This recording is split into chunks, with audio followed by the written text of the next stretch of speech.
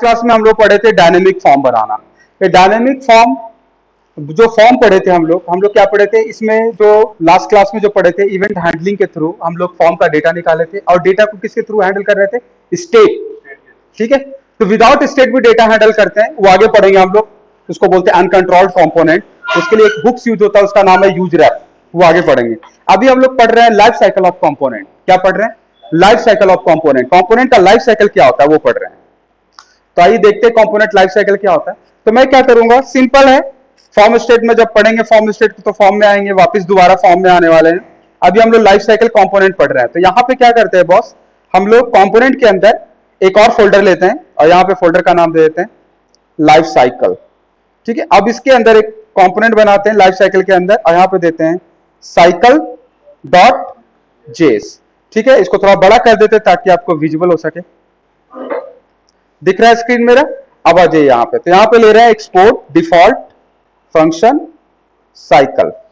ठीक है, ऐसे रिटर्न h1 डाल दे, h1 में लिख देते हैं हेलो, और इसको राउट्स पे इसको लिंक कर देते हैं। तो राउट मेरा कहां होगा? app.js फाइल पे। तो यहां पे जाना है, कुछ नहीं करना है हम लोग को, यहां पे एक नया पाथ ले लेते हैं और यहां पे कर देते हैं साइकिल, और यहां पे लिखते हैं साइकिल। ठीक है, क्लियर हो गया? और ये आ गया, और हेडर में चलते हैं हम लोग, ये मेरा लोड हो गया। ठीक है, अब क्या करें, हेडर में साइकिल डाल देते हैं हम लोग। हेडर पे चलिए, हेडर कहाँ? लेआउट के अंदर हेडर बनाया था, और यहाँ पे हम लोग इसको कॉपी करते हैं और यहाँ पे लिखते हैं CYCL साइकिल। ठीक है, और यहाँ पे कर देते हैं लाइफ साइकिल। क्लियर है?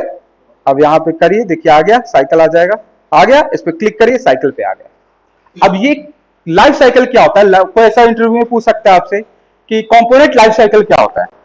कंपोनेंट लाइफ साइकिल क्या होता है? तो आपको पता है कंपोनेंट क्या होता है? ये रिएक्ट के अंदर कंपोनेंट क्या होता है? एक फंक्शन। बट फंक्शन किस कंपोनेंट क्यों बोलते हैं उस फंक्शन को? क्योंकि वो रिटर्न क्या करता है? यूआई। इसमें क्या लिखते हैं आप? क्या रिटर्न करवाते हैं? यूआई, इसलिए कंपोनेंट है। कंपोनेंट सिमिलर है, बिल्कुल फंक्शन है ना? अब आ जाइए, और कुछ रूल है कि उसका फर्स्ट लेटर भाई कंपोनेंट बना रहे हो तो उसका नाम, हाँ, तो यहाँ पे आ जाइए, अब देखते हैं। तो यहाँ पे लाइफ साइकिल क्या होता है? लाइफ साइकिल होता क्या है अब बताता हूँ। लाइफ साइकिल होता है, जैसे मान लीजिए, लाइफ साइकिल क्या होता है बताओ। लाइफ साइकिल का पहले डेफिनेशन समझिए क्या होता है।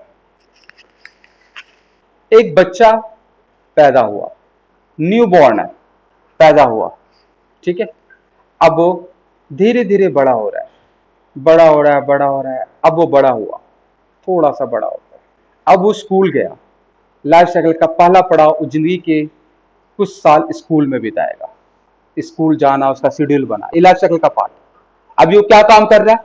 स्कूल का सारा काम कर रहा है, तो उसकी जिंदगी में स्कूल आया है, ओके, स्कूल गुजर गया, थोड़ा सा और बड़ा हो गया ये, अब वो कॉलेज में आ गया, कॉलेज का 3-4 साल बिताया कॉलेज का, ठीक है, थोड़ा सा और बड़ा हो गया ये, अब वो कॉलेज पास करके उसकी शादी हो गई, नौकरी कर रहा है, शादी हो गई, जिंदगी बिता रहा है, देखो, ठीक है, कॉलेज पास किया, जिंदगी बिताया पूरा, है ना, मजे हैं जिंदगी में क्योंकि जवान है, जिंदगी में खूब मजे ले रहा है, घूम रहा है, फिर रहा है, मस्ती कर रहा है, ठीक है, फिर धीरे धीरे धीरे धीरे जिंदगी में बूढ़ा हो गया, वो बूढ़ा हो गया, फिर से छोटा हो गया, वो बूढ़ा होकर के, और फिर फाइनली वो मर गया। यही लाइफ साइकिल है एक इंसान का, है ना, वो मर गया, इसी को बोलते हैं लाइफ साइकिल। तो एक कंपोनेंट है आपके पास, अगर आपसे कोई पूछे कि कंपोनेंट लाइफ साइकिल क्या होता है, तो यही होगा, पहले वो क्या होगा?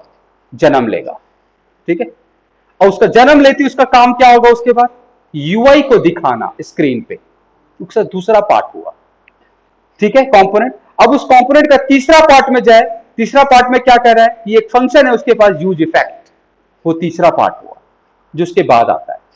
तो कोई भी लाइफ साइकिल का पार्ट क्या है? सबसे पहले अगर मान लो ये साइकिल है कंपोनेंट, तो सबसे पहले कंपोनेंट कॉल होगा, तो जन्म लिया, अब ये क्या देगा मुझे? यूआई, इसका दूसरा पार्ट। जैसे ही यूआई कंप्लीट होगा तो इसका तीसरा पार्ट है एक हुक जिसका नाम है यूज इफेक्ट, ये इसका तीसरा पार्ट है, कंसोल डॉट लॉग पार्ट 1, इसको पार्ट 1 नाम दे रहे हैं, क्लियर है? अब अगला यूज इफेक्ट पार्ट 2, तीसरा स्टेप यूज इफेक्ट, डिपेंडेंसी, क्या पास करना है इसमें? डिपेंडेंसी, तो यहां पे एक स्टेट लेते हैं और यहां पे क्या पास कर दिया? काउंटर, और इसमें लिखा कंसोल डॉट लॉग पार्ट 3। समझ में आ रहा है सर? ये तो बेसिकली यूज इफेक्ट क्या डिफाइन करता है? हमारे कंपोनेंट के लाइफ साइकिल का पार्ट है यूज इफेक्ट काउंटर। अब अगला फिर से यूज इफेक्ट पार्ट 4। पता चल रहा है मैं कैसे कैसे नाम दे रहा हूं? पता चल रहा है ना? कॉमा नहीं लगा, समझ में आ गया? अब इसको चला के देखते हैं, और यहां पे एक H1 लेते हैं, यहां पे एक बटन लेते हैं काउंटर, और काउंटर को यहां पे प्रिंट भी कराते हैं, ठीक है? और यहां पे लेते हैं on click set counter counter plus 1। Clear हो? अब इसको चलाते हैं, जैसे ही चला रिफ्रेश कर रहे हैं, चल गया। इसको कंसोल करते हैं पहले। आप देखिएगा आउटपुट, देखिएगा कैसे कैसे आया है सर। पहले क्या आया? पार्ट 1, पार्ट 2, पार्ट 3, पार्ट 4, सब एक एक करके सब चल गया एक एक बार। देखिए यहां पे समझ में आ गया? क्लियर है? अब अगला पार्ट देखिए, आप समझेंगे। मैंने काउंटर पे चेंज कर रहा हूं, क्या कॉल हुआ? देखिए फिर से रिफ्रेश करते हैं बॉस। 1 2 3 4, फिर 1 2 3 कॉल हुआ है, ठीक है? चलिए अब देखिएगा, क्लिक किया 1 और 3 दोबारा कॉल हुआ, तो 1 पे चलते हैं। क्लिक करते ही 1 कॉल हुआ, मतलब ये वाला स्टेट चेंज हुआ तो तुरंत कॉल हुआ, लेकिन 2 नहीं हुआ। कि 2 में क्या लिखा हुआ? एक बार। ये क्यों 3 क्यों कॉल हुआ? क्योंकि इसमें काउंटर डला हुआ है, इसमें डिपेंडेंसी डला हुआ है कि अगर काउंटर में चेंज होता है तो ये दोबारा कॉल होगा। समझ में आ गया बॉस? अब जितनी बार क्लिक करेंगे अब वही कॉल होगा। 1 3, फिर से 1 3 1 3। समझ में आया? फर्स्ट वाले का क्या केस है कि ये हर केस में अपडेट पे कॉल होगा, चाहे कुछ भी अपडेट करो, बट ये ऐसा है कि ये उसी अपडेट पे कॉल होगा जब काउंटर चेंज होगा। लेकिन ये ऐसा नहीं है, ये हर केस में चेंज चलेगा। क्लियर हुआ? लाइफ साइकिल कंपोनेंट पता चल रहा है ना? ये हर केस में कॉल होगा, बट ये वाला जब काउंटर चेंज होगा तब कॉल होगा। फिर अब ये 2 तो कॉल होगा नहीं क्योंकि एक बार ही होना था उसको। अब बात आती है 4 का। 4 भी कॉल नहीं हो रहा है यार, है ना? समझ में आ रहा है? तो अब देखिए, अब इसके अंदर फिर दोबारा अब हेडर डाल रहे हैं, इसके अंदर कॉल होना चाहिए हेडर। इसमें हेडर दिख गया, देखिए आ जाएगा भी हेडर। हेडर आ गया ना? अरे हेडर को ऊपर लिखते हैं यार, इसके ऊपर आ गया। अब देखिए क्लिक करेंगे कैसे कैसे कॉल होगा, देखना। 1 और 3 आ गया, चल रहा है। अब मैं दूसरे पे जा रहा हूं, 4 कॉल हुआ। समझ में आ गया? मैंने जैसे ही दूसरे पे गया 4 कॉल हो गया। नहीं क्लियर हुआ? क्लियर हुआ? अब बोले सर इसका क्या मतलब है सर? देखिए ध्यान से देखना, ध्यान से देखना बोलते हैं। ये लाइफ साइकिल का पार्ट है, इसको बोलते हैं लाइफ साइकिल ऑफ कंपोनेंट। जैसे मैं क्लिक कर रहा हूं, 1 और 3 बार बार कॉल हो रहा है, ठीक है? यूज इफेक्ट हुक्स के अलग अलग पार्ट मैंने लिखे हैं यहां पे। जो पार्ट 1 है यूज इफेक्ट का, तब कॉल होगा। कोई भी स्टेट और डेटा चेंज होता है एक बार तो कॉल होगा ही, और कुछ भी चेंज होता है ये कॉल होगा यूआई में। पार्ट नंबर 2, ये एक ही बार कॉल होगा। ये जब काउंटर चेंज होगा तब कॉल होगा। ये एक बार कॉल होगा, लेकिन ये एक बार और कॉल तब होगा जब आप कंपोनेंट को छोड़ के दूसरे कंपोनेंट पे जाएंगे। क्लियर हुआ? अब समझिएगा।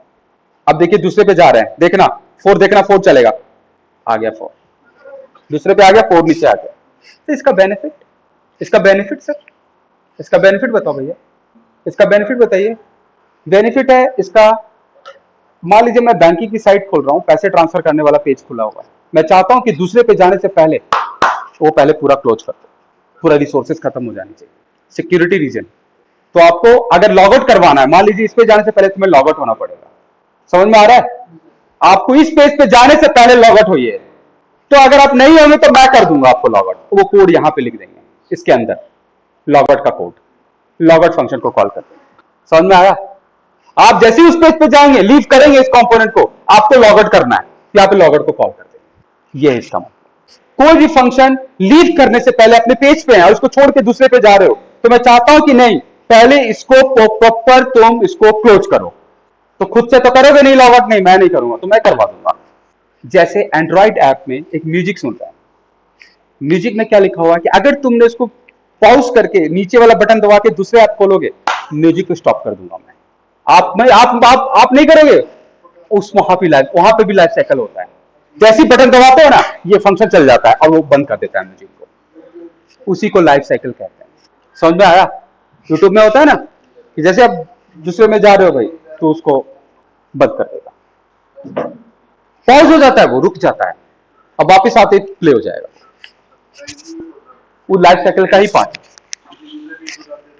तो इसमें यही बोलेगा आपको, कहीं पूछेगा कि मान लो कि मैं कंपोनेंट पे हूं, मैं दूसरे पे जा रहा हूं और 10 एपीआई कॉल हो रहे हैं, मान लो आपको कुछ एपीआई चल रहा है और बैकग्राउंड में टास्क चल रहा है, आप चाहते हो कि टास्क को बंद करके जाएं, बिल्कुल टास्क को क्लोज कर देंगे। यहाँ पे पहले जाने से पहले टास्क क्लोज करने का कोड यहाँ पे लिख देंगे, पहले कंडीशन लगा देंगे कि फर्स्ट टाइम नहीं होगा, सेकंड टाइम में जैसे मूव करता है तो यहाँ पे पहले टास्क क्लोज हो जाएगा।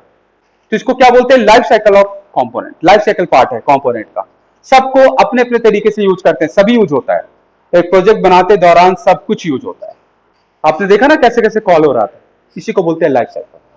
तो कंपोनेंट सबसे पहले क्या होता है, कॉल, उसमें पहले यूआई कॉल होता है, उसके बाद होता है यूज इफेक्ट, ये सारे लाइफ साइकिल का पार्ट है। यूज इफेक्ट में भी 4 तरीके से फंक्शन को कॉल करते हैं। पहला सिंगल पैरामीटर, एक भी पैरामीटर नहीं, सिर्फ कॉल बैक फंक्शन दे देते हैं, दूसरा पैरामीटर नहीं देते, दूसरा पैरामीटर में डिपेंडेंसी देते हैं, इसको क्या बोलते हैं, डिपेंडेंसी। ट्रिगर्स, इसको ट्रिगर होगा दोबारा, ये सारे लाइफ साइकिल का पार्ट है बॉस। समझ में आ रहा है, याद रखिएगा, इसी को बोलते हैं कंपोनेंट लाइफ साइकिल।